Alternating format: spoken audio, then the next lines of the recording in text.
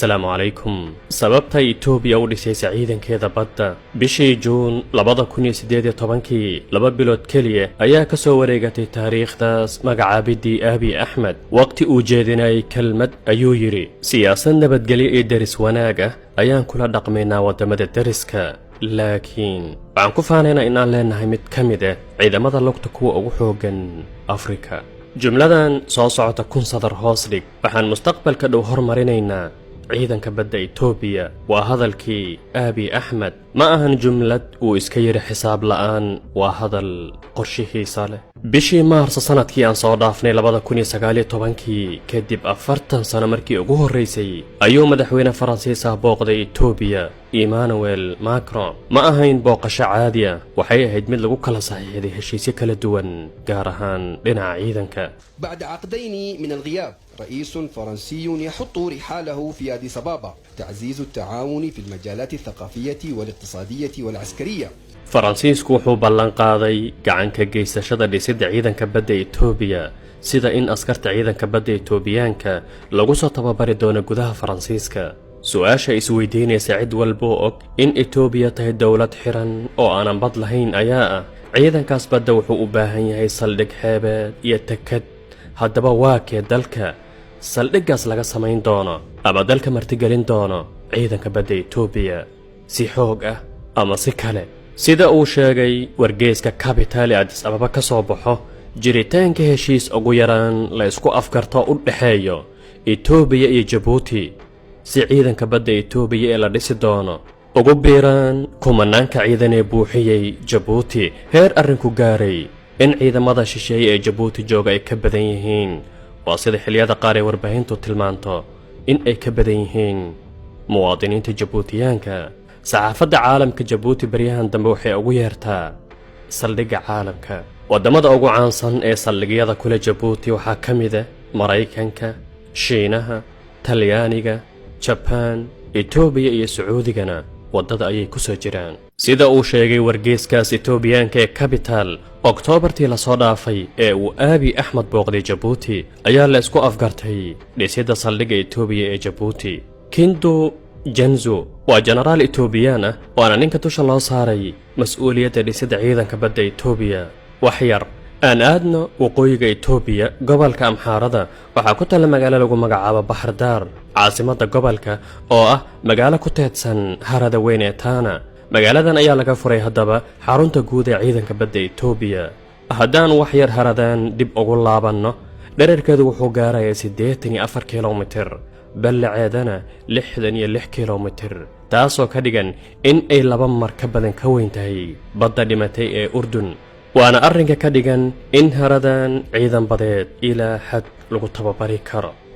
arrin kale ayaa soo baxay, dhisiddaas iyo hadalhaynteeda waxaa la socda su'aalo badan oo isweydiinayaan wadamada Masar iyo weliba kuwa kale ee jooga Djibouti in arrinkan saameyn ku yeelanayo maslaxadooda.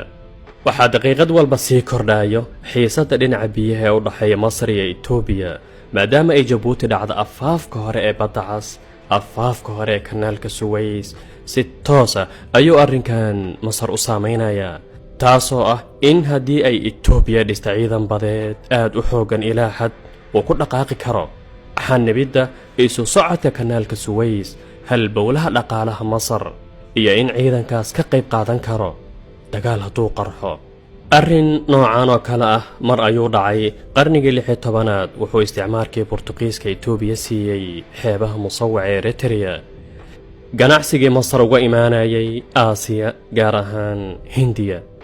1955 ayaa markii ugu horeysay la asaasay ciidanka badda Itoobiya, waxaana saldhig u ahaa dekedo musawac Eritrea. saldhig magaciisa huwana Mengistu Haile Mariam, imbaraatorkii Itoobiya.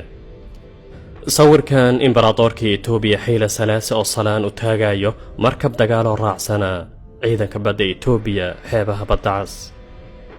Haile Selassie wuxuu siyaasad ahaan u jeeday dhinaca galbeedka, arrinkan oo keenay in uu gacan weyn ka helo galbeedka si loo dhiso ciidanka badda Itoobiya. muddo aanan badnayn ayay Itoobiyaanku ku dhiseen ciidan badeed oo ilaa xad lagu tilmaamo mid tayo leh. USS Orca mid ka mid ah maraakiibtii dagaalka ciidanka badda Itoobiya laakiin asal ahaan ciidanka badda Maraykanka raacsanaa laakiin la siiyey kan Itoobiya. dharbaaxada ugu weyn riyada Itoobiya ee dhisida ciidan badeed waxay ku dhacday 1974 markii ay shuuciyiintu afgambiyeen Hayle Salaase taladana qabtay dictator Mengistu Hayle Maryam. bilowgiisii hore halkii ayuu ka sii waday dardartii dhisida ciidanka badda, laakiin u wareegay siyaasad ahaan dhinacii Sofiyeedka ayaa saameeyey maadaama Sofiyeedku dhaqaale ahaan uu aad uga liitay markii la barbardhiga galbeedka. markii laga hadlayo sidoo kale fashilka ciidanka badda Itoobiya waxaa lagu tilmaamaa in dagaalkii 1977 uu ahaa waxa dhabarka ka jebiyey qorshaha dhisida ciidanka badda Itoobiya, maadaama uu Mengistu xooggiisa dhan saaray ciidanka lugta iyo kan cirka si looga hortago ciidankii Soomaaliyeed ee leefayay guutooyinka xabashada sidii libaaxyo gaajaysan lagu sii daayay raxan eela ah. arrinkaanoo keenay in ay xabashadu u qayla dhaansato midowgii Sofiyeedka iyo Kuuba. arrinkaanoo keenay in Itoobiyaan ku hilmaamaan wax la yiraahdo ciidan badeed ilaa ciidanka badda Itoobiya tiro ahaan gaaray 3500 kaliya ilaa uu gabalkiisu dhaco 1991 markii Eritrea xorowday. arrinka qosolka leh ayaa ah in maraakiibtii dagaalka ciidankii badda Itoobiya la geeyay xeebaha Jabuuti Itoobiyaankuna bixin jireen kiro, laakiin ay 1996 ka istaagtay Itoobiya bixinta kirada joogitaanka maraakiibteeda xeebaha Jabuuti, taasoo keentay in ay Jabuuti xaraashto in ay suuqa xaraashka geyso gaadiidkii dagaalka Itoobiya. qaar ka mid ahna Eritrea ayaa gadatay, waxaana xigay in Itoobiya si rasmi ah ugu dhawaaqdo burburka ciidankeedii badda. kasoo bilaabidda eber dhisida ciidan badeed wuxuu u baahan yahay waqti dheer iyo balaayiin lacag ah. waxyaabaha aan ogaaday intii aan mawduucan diyaarinayay ayaa ah in ay jiraan kumanaan askar Itoobiyaan ah oo si kira ahaan ah ugu shaqeeyo ciidanka badda Sri Lanka iyo Philippines si ay gundhig ugu noqdaan dhisida ciidankaas, taasoo ah in Itoobiya ay tababarta ciidan badeed sida in lagu tababaro harada Tana ama meel kale, kadibna ay si kira ahaan ugu shaqeeyaan wadamo kale, dawlado kale si ay khibrad u qaataan gundhigna ugu noqdaan sidaan soo sheegnay ciidankaas la dhisi doono. haddaba maxay Itoobiya u dhisaysaa ciidan badeed ayadoona bad lahayn? marka koobaad, damaca Itoobiya ee sii kordhayo in ay noqoto ugu yaraan quwad heer goboleed ah, noqon karinna ayadoona haysanin ciidan badeed.